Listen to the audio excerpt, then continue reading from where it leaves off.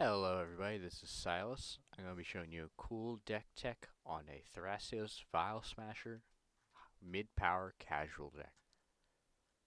This deck runs 50 lands, runs 10 enchantments, 3 instants, 3 artifacts, 19 sorceries, 11 creatures, and 2 planeswalkers. Let's break this deck down. So the general game plan for the deck is you get relatively early game ramp with Explore, Farseek, Life from the Loam works with some of your fetches you run, Summer Bloom for heavy hands. You have the generic good ramp stuff. This deck has a light graveyard package. It is not a focus, but it is utilized. The biggest things you need to worry about are Elish Norn for ETBs getting shut off. You have very few answers, at least in my current build. Some of the cool combos that you can use that some are infinite, some are not, is Perilous Forays. It has pay 1, sack a creature, search for your library for a land with a basic land type, put in play tapped. That goes absolutely fantastic with our Field of the Dead, which is whenever a land enters the battlefield under your control, if you have 7 or more with different names, you make a 2/2 zombie. It's exceedingly good. And so what happens is every single time a land enters, you pay 1, sack the new zombie.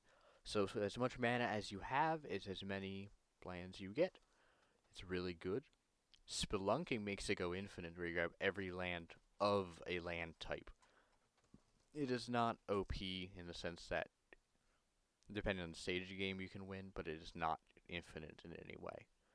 Binding of Old Gods is one of our removal pieces, 2's for a forest. Archdruid Charm is a fantastic addition to the deck since you can grab good lands. The triple green in 4-color hurts sometimes, but thanks to Yavimaya and you mainly being green deck, you're mostly fine. Some of the more interesting picks for this particular deck, I would say we have World Soul's Rage, which is one that's good for late game. If people start blowing up your lands, it recurs them, and it can just straight up kill the player. This build runs the Great Aurora as a funny piece. There are definitely better choices, but it is fun to shuffle all your 2/2 zombie tokens and lands in hand, get a new one. They put out some of their lands and nothing else. You put out your lands, possibly do something busted, and then have fun. You have Scape Shift, Reshape. Rebuild the City is one that is very slept on. Choose target land, create 3 tokens that are copies of it, except they are 3/3 creatures in addition to other types. They have Vigilance and Menace. The only thing you care about is either hitting Vesuva with this when you have a Prismatic Omen or a Dryad of the Elysian Grove out, or when you target Field of the Dead, so long as you already have the required amount of lands, this makes 12 zombies on cast, nothing else required, and you get these 3/3/3s. It is exceedingly good. Doppelgang is good because you can make additional Field of the Deads or Vesuvas, and since it's a clone, you get some other good things. Bring to Light can find you some of these things I've shown you. Peter's Whim I recommend a lot because it helps you, like let's say your friend's mana screwed, you give him a land, or don't. It's pretty nice. We have some graveyard package. I'm iffy on Ramanop since we currently have 2 other ways to grab lands in graveyard: Ancient Green Warden, Conduit, and the third one actually of Crucible. So we have 4 total. I'm iffy on Ramanop because it's easy to hit. This deck is meant to be exceedingly durable, and it is. Board wipes you do not care about. You don't need these creatures to win. They just make it faster. You could easily turn this into a stacks deck if you just changed out most of these here for removal spells. So if you ever were to want to change this deck into a higher power, I'd recommend you actually cut these, and you could put stuff like Confusion in the ranks to be a funny one, if you took out more permanent types, or you have a lot of other good creature removals. Lord Windgrace is good, lets you draw lands, return from graveyard. That's the main thing. Ren 7's infinitely better though, with his ability to mulch. With its +1, they give you 4 lands, dump lands, make a 3/3. Or a large creature. For some of our land package of ones you might not be fully aware of how they function or why they're in here, let's go enable tags. One thing we have is 14 mountains. That is for our Vesuva package.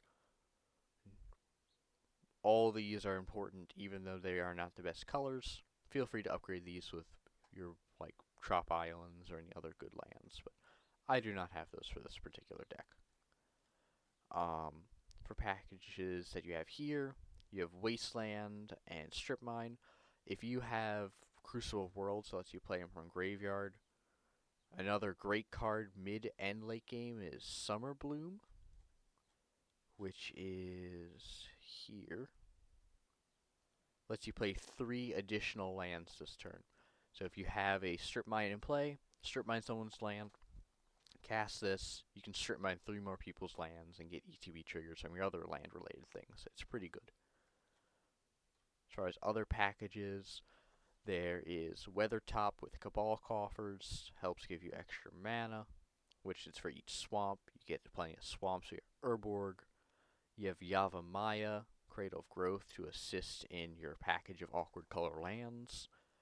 Surtland Frostpire is very good. While yes, it kills your 2/2 zombies, it is good for any of the rival token decks you face, and they cannot stop it.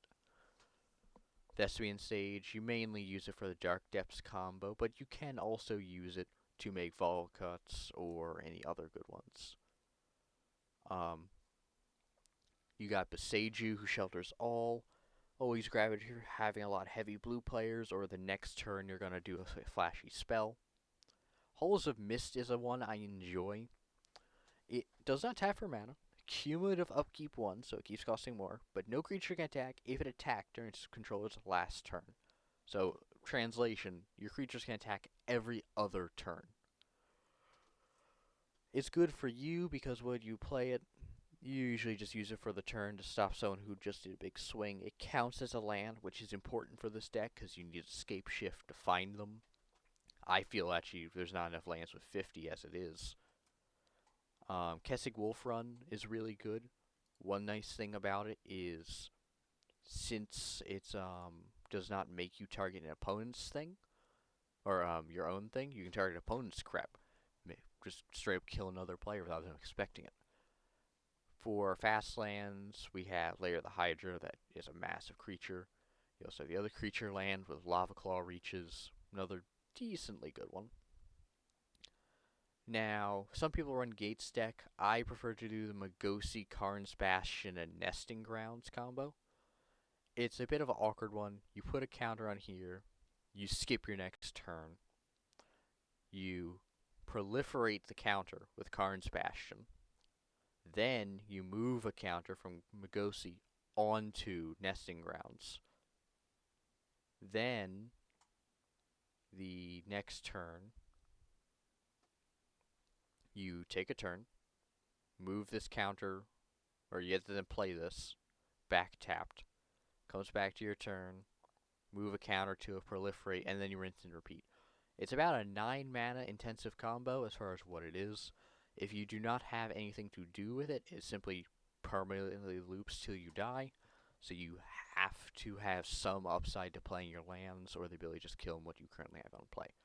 Weathertop turns it into a turn, like you play the combo, then you're like, next turn you lose.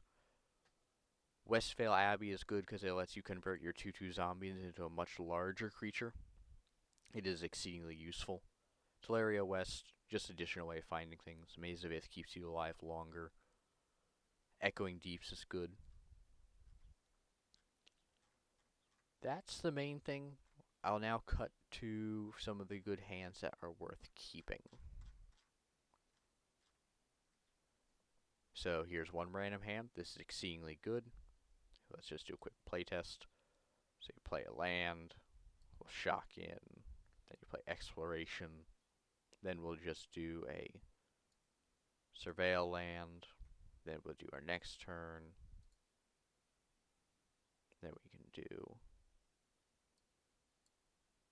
mountain, Yavimaya, Vial Smasher. No, I don't have Vial Smasher. This was a bad hand. Forgive me. The biggest choking point is sometimes your lack of blue mana. I would definitely recommend if you were to upgrade this deck or make a similar version, I would recommend trying to find good ones that way. Not a keep. We will do a next game.